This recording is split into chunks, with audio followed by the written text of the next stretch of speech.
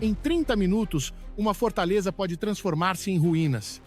Essa frase ecoou como uma profecia fria, cortando o silêncio matinal no Atlântico Sul. A luz do sol da manhã descia como um espelho gigante, e a água estava tão pesada que qualquer som parecia ser engolido. Mas, sob essa aparência pacífica, desenrolava-se uma viagem marítima carregando bilhões de dólares e decisões estratégicas que mudariam o equilíbrio numa região extremamente sensível. Isto não é um noticiário, é uma história hipotética, mas cada detalhe desta narrativa foi construído sobre armas, sistemas de defesa e princípios estratégicos reais. Numa manhã cedo, o navio petroleiro chamado Pioneiro da Liberdade, Freedom Pioneer, surgiu gradualmente no ecrã de radar da estação de vigilância. O navio era um gigante de aço, com mais de 310 metros de comprimento e quase 50 de largura, contendo cerca de 600 mil barris de petróleo bruto. Na linguagem do mercado energético, a carga naquele convés estava estimada num valor de até 48 bilhões de dólares. Um número suficiente para fazer qualquer planeador estratégico reavaliar a rota marítima como um elo estratégico em vez de uma simples rota comercial. No convés do navio, 28 marinheiros trabalhavam na rotina familiar ao ritmo do oceano. Verificavam válvulas, inspecionavam tubulações e preparavam os procedimentos de segurança como em qualquer outra jornada. Ao lado do Pioneiro da Liberdade, cumprindo a missão de escolta, estava a fragata classe Tamandaré, batizada de Fragata Defensora. Com um deslocamento significativo e sistema completo de gestão de combate, o navio estava equipado com lançadores verticais mísseis de defesa aérea, Sea Sceptor, mísseis antinavio Mansup e um sistema de canhões de defesa próxima capaz de disparar milhares de tiros por minuto. A bordo da Defensora havia uma tripulação de elite formando um escudo vivo para o gigantesco navio comercial. A rota marítima que o Pioneiro da Liberdade percorria era um corredor estratégico próximo à zona do pré-sal, onde os interesses nacionais, as reivindicações de soberania e a liberdade de navegação se cruzavam. Para Brasília, era uma linha logística estratégica que ligava ao arquipélago de Fernando de Noronha e a cadeia de suprimentos da região. Para Pequim, qualquer passagem de navios estrangeiros pelas águas circundantes poderia ser considerada um desafio à soberania que declaravam sobre a sua nova base avançada no Atlântico. No centro de informações de combate da fragata Defensora, o silêncio era tão profundo que cada bip do radar tornava-se pesado. O ecrã exibia sinais eletrônicos, pequenos pontos na superfície do mar piscando como olhos estranhos. Os engenheiros da Marinha do Brasil reconheceram que a estrutura das ondas eletrônicas não pertencia a atividades civis. Era um padrão de onda coincidente com o sistema de radar de um contratorpedeiro chinês classe Type 055. Um Type 055, se realmente estivesse presente na área, traria consigo um poder de fogo colossal. O seu sistema de 112 células de lançamento vertical tinha capacidade para disparar mísseis antinavio e de ataque de longo alcance. Apenas uma informação suspeita foi suficiente para aumentar a tensão no navio brasileiro. Quando o sol subiu, a atmosfera no convés mudou. Cada passo, cada olhar estava tenso como uma corda de violino. As informações eram atualizadas continuamente, o sinal de radar oscilava, as transmissões eletrônicas falhavam. As imagens de satélite ainda não tinham sido analisadas. O tempo parecia comprimido. Cada minuto que passava era um passo em direção a uma decisão que poderia não ter retorno. Então, naquele momento fatídico vindo de norte e noroeste, um clarão surgiu no céu, sem aviso de rádio, sem sinal de emergência. Antes disso, no convés do navio chinês, Type 055, os tubos de lançamento abriram-se e uma salva de mísseis hipersônicos DF-27 deixou a plataforma. Este tipo de projétil é descrito como tendo uma velocidade 2,5 vezes superior à do som, voando a baixa altitude difícil de detetar e interceptar. Desáceis riscos vermelhos rasgaram o ar traçando uma linha reta em direção ao Pioneiro da Liberdade. O alarme de combate soou por todo o convés da fragata Defensora. O sistema de combate foi ativado instantaneamente. Nos ecrãs desáceis, sinais avançavam rapidamente e imediatamente a ordem de disparo defensivo foi dada. 14 mísseis Sea Sceptor, partiram dos lançadores verticais, perseguindo aqueles riscos luminosos como aves de rapina. Num instante, o céu tornou-se um campo de batalha de fogo e fumo. As colisões explodiram rastos de fumo, dissiparam-se, mas nem todos os fragmentos de mísseis foram neutralizados. 4 mísseis DF-20 e 7 ultrapassaram a barreira defensiva. No convés do Pioneiro da Liberdade, a cena tornou-se caótica. Os marinheiros apertaram os cintos de segurança, gritos misturavam-se com o som de metal a retorcer. Um míssil atingiu o estibordo do navio, rasgando o casco como papel, criando um buraco de quase 20 metros de largura. A água do mar invadiu o navio. O petróleo começou a jorrar e, num piscar de olhos, as chamas irromperam como uma coluna de fogo gigante. Apenas alguns segundos depois, o segundo projétil atingiu o tanque de óleo, criando uma bola de fogo de mais de 150 metros de altura, lançando ao céu uma coluna de fumo preto espesso visível a centenas de milhas. O sistema automático de combate a incêndio do navio ficou sobrecarregado, a quantidade de combustível transbordou, os bicos injetores foram sufocados pelo fogo e pelo calor. Na superfície do mar, o cenário transformou-se rapidamente num espelho de fogo. O óleo em chamas espalhou-se. O mar parecia tingido de vermelho pela luz das chamas. 3 marinheiros foram arremessados do convés para o mar de fogo, outros sofreram queimaduras graves. O som era uma mistura caótica de sirenes, pedidos de socorro médico e motores de barcos salva-vidas tentando aproximar-se em condições perigosas. Em Brasília, as imagens de satélite surgiram instantaneamente nos ecrãs das salas de comando. Generais e altos funcionários do governo reuniram-se no Palácio do Planalto sem tempo para longas reuniões. Do ponto de vista do governo brasileiro, este evento ia muito além de um ataque a um navio comercial. Era um desafio direto à segurança da Amazônia Azul, à vida de civis e militares e aos interesses estratégicos nacionais. Com apenas uma ordem, uma cadeia de ações foi ativada para responder. No entanto, paremos um pouco para observar. Os números, sistemas e estruturas que acabei de narrar não são um incentivo ao conflito. São ferramentas de uma verdade fria. Prova uma coisa: na guerra moderna, tudo se move à velocidade da luz, e a mudança em poucos minutos pode reescrever a história de toda uma região. O Pioneiro da Liberdade, com 600 barris de petróleo e valor de 48 bilhões de dólares. Não era apenas um navio, era o símbolo do que estava em jogo: comércio, segurança e a linha tênue entre a paz e a guerra. Este é o momento em que a história começa a expandir a sua dimensão, não apenas o fogo no mar, não apenas a sirene no convés de uma fragata, é o momento em que os decisores políticos, os comandantes militares e a sociedade terão de enfrentar uma escolha: como responder, com que nível de força para manter a dissuasão, sem afundar numa espiral de escalada incontrolável. Em Brasília, embora fosse noite nos corredores iluminados do Ministério da Defesa, ninguém pensava em dormir. Nos grandes ecrãs, imagens de satélite chegavam a cada segundo. A coluna de fumo preto do Pioneiro da Liberdade ainda subia como um ponto de exclamação no meio do oceano. O relatório inicial confirmou 5 marinheiros mortos, 19 feridos, o petroleiro gigante totalmente destruído. A fragata defensora estava seriamente danificada, com o sistema de defesa esgotado na maior parte dos seus mísseis interceptadores.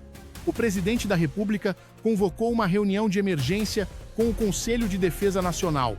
Os oficiais do Estado-Maior apresentaram claramente o sinal de radar, identificando a origem do lançamento dos mísseis, uma área próxima à base insular chinesa no Atlântico Sul, dentro do raio de ação de um contratorpedeiro Type Linguo. Não havia dúvidas, era um ato de ataque deliberado. O presidente ouviu em silêncio. Após alguns minutos, disse apenas uma frase: se não reagirmos, todas as nossas rotas marítimas tornar-se-ão alvos fáceis. Mostrem-lhes que isso não se pode repetir. A ordem foi breve, mas por baixo dela uma máquina gigantesca começou a operar. Imediatamente, no Comando de Operações Navais, a luz vermelha acendeu-se. Um plano avaliado em mais de 3,5 bilhões de dólares foi ativado, a operação de contra-ataque limitado chamada Maré de Aço.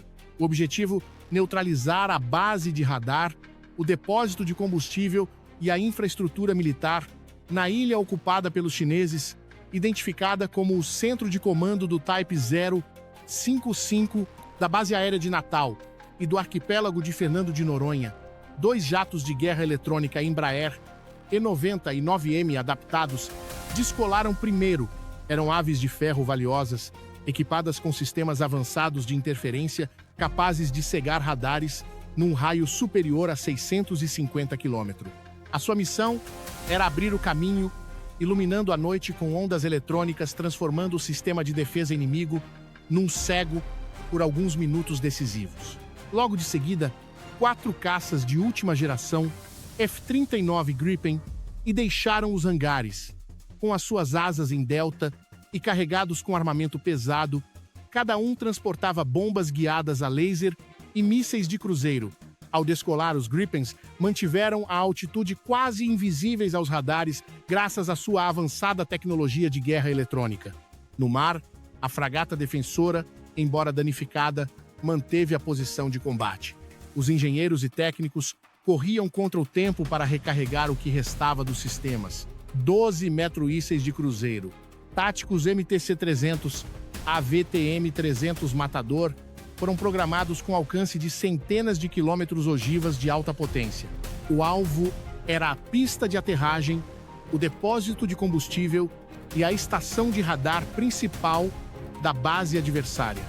Todos sabiam que este contra-ataque não visava apenas a retaliação. Tinha um significado estratégico: restaurar a dissuasão.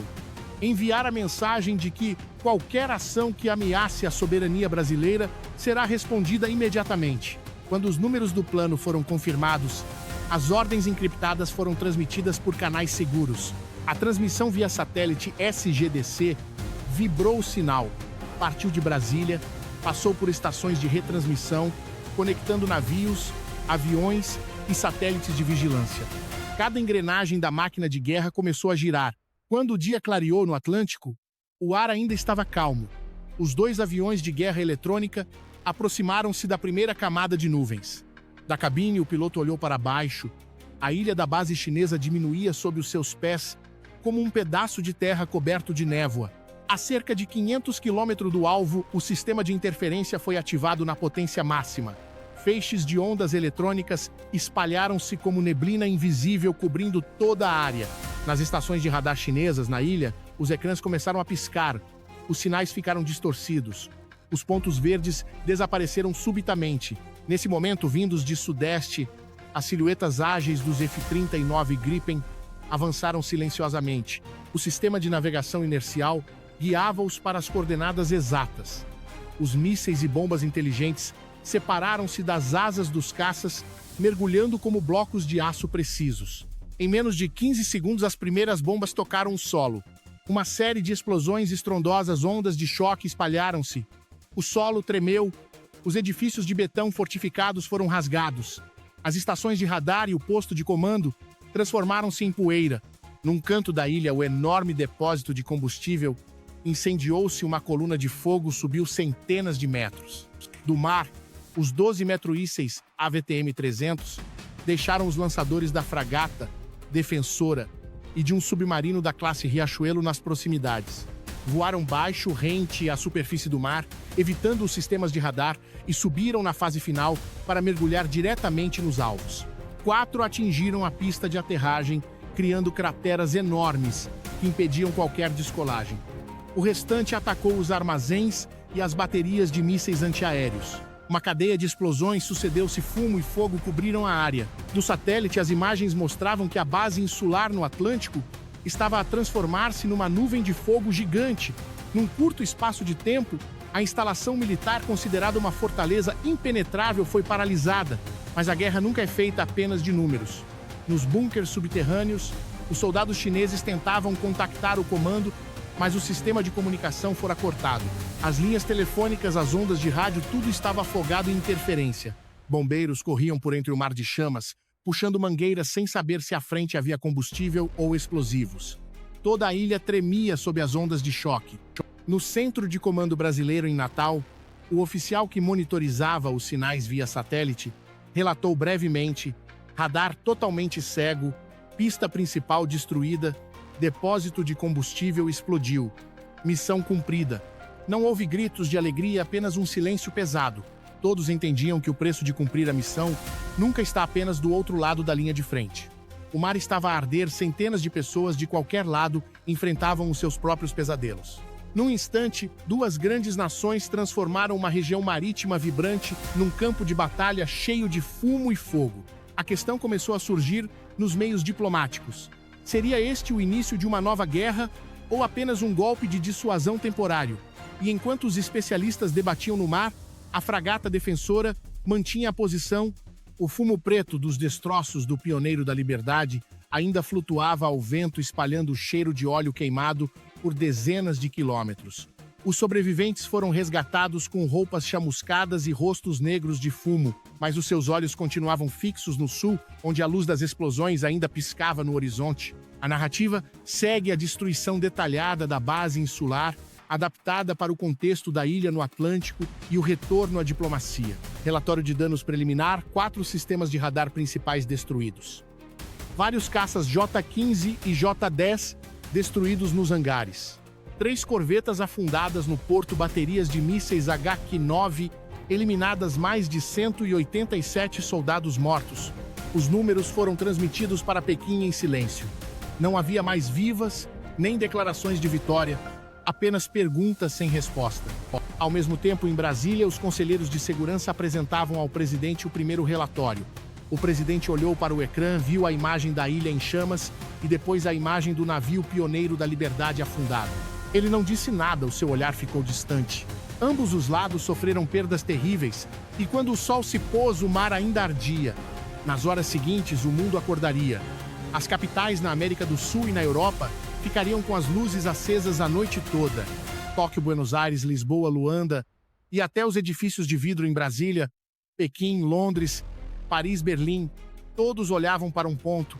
Aquela pequena região no Atlântico Sul transformara-se no epicentro do mundo. A imprensa internacional transmitia continuamente imagens de satélite. Em Buenos Aires, o governo argentino convocou uma reunião de emergência. A proposta de aumentar o orçamento de defesa foi aprovada quase imediatamente. Em Luanda, Angola, o presidente falou sobre a necessidade de alianças para proteger o Atlântico. Em Lisboa, os noticiários abriram com imagens do oceano em chamas. Especialistas militares disseram: se a guerra se espalhar, ninguém no Atlântico poderá ficar de fora. Enquanto isso, em Pequim, as primeiras horas após o contra-ataque foram caóticas. As hashtags Atlântico Sul e Pioneiro da Liberdade lideravam as pesquisas globais. Em Brasília, o presidente falou à nação à noite com voz grave, calma, mas firme: não iniciamos conflitos. Mas quando a vida de brasileiros é ameaçada, devemos agir. A Operação Maré de Aço não visa a destruição, mas restaurar a ordem e proteger a nossa soberania. A liberdade não vem da sorte.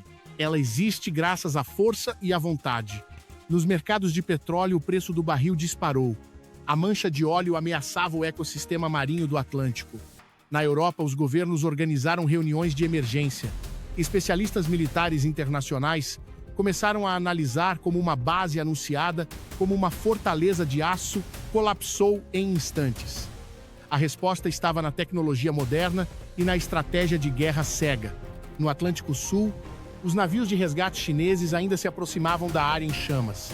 Quando a noite caiu, o fogo ainda não se tinha extinguido. Mas em muitas capitais percebeu-se que isto não era um incidente militar comum. Era um ponto de viragem que poderia definir o século. No mar aberto, o luar refletia-se na mancha de óleo. A fragata defensora continuava ancorada nas águas enfumaçadas. A tripulação trabalhava silenciosamente. O comandante no passadiço olhava para o horizonte e sabia que aquilo era apenas o início de uma tempestade maior. Na manhã de 3 de julho de 2025, no mar, outrora calmo, o fumo ainda subia. O Ministério da Defesa em Brasília divulgou o relatório: 5 marinheiros brasileiros mortos, 19 feridos graves. As perdas eram imensas. Em Pequim, o clima era pesado. Foi a maior perda militar chinesa em décadas. Ambos os lados, após a raiva inicial, tiveram de encarar a realidade. Em apenas uma manhã, 2 potências causaram prejuízos de mais de 60 bilhões de dólares e mataram centenas de pessoas. Nas notícias internacionais, o Atlântico Sul foi descrito com frases frias: a zona mais perigosa do planeta. A ONU pediu contenção máxima. No Brasil, as fotos dos marinheiros mortos espalharam-se pelas redes sociais. A opinião pública dividiu-se entre o orgulho pela resposta rápida e o choque pelo custo. No convés da fragata defensora, um veterano sussurrou: "Vencemos, mas não sentimos alegria." Essa frase ficaria registrada, tornando-se uma citação famosa: "Victory means nothing if the sea burns." A vitória não significa nada se o mar arde. 3 dias depois, o fumo começou a dissipar-se. Repórteres descreveram as marcas na ilha como cicatrizes geopolíticas. Na ONU, ambos os lados assinaram um acordo de desescalada. Não a paz, apenas uma pausa. Meses depois, numa cerimônia em memória dos marinheiros perdidos, o presidente do Brasil subiu ao pódio. Provamos a nossa força, mas também reconhecemos os seus limites. A paz não é garantida por tratados, mas pela capacidade de contenção. E quando o hino nacional tocou, o vento do mar trouxe o cheiro de sal e óleo. O Atlântico ainda estava lá, mas já não era pacífico. E esta história, embora hipotética, permanece como um espelho para a realidade. A liberdade e a paz não vêm da sorte, mas da força da vontade e da responsabilidade. Lembrem-se sempre disso antes que a sirene de alarme toque.